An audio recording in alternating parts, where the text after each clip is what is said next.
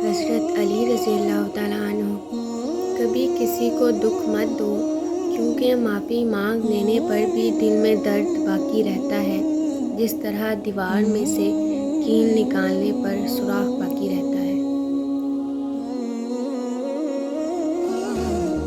حضرت علی رضی اللہ تعالیٰ عنہ: کفر کے بعد سب سے بڑا گناہ کسی کی دل آزاری ہے۔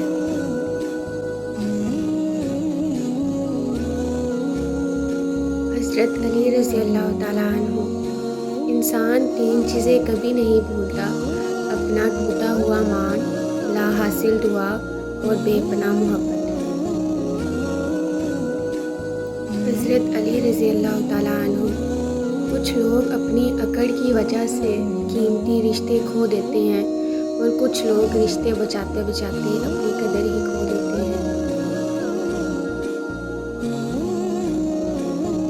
حضرت علی رضی اللہ تعالیٰ عنہ نے فرمایا: جو تم پہ اعتبار کرے اسے دھوکہ دینا کفر